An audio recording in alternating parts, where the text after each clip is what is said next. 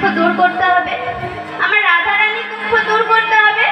তাই তিনি অন্য রূপ ধরে কি করলেন না, বৃন্দাবনে শ্রীমাতায় হাজির হলেন বৈতহরীর রূপ নিয়ে। কিভাবে? আমার বৈতহরী দাঁড়ালো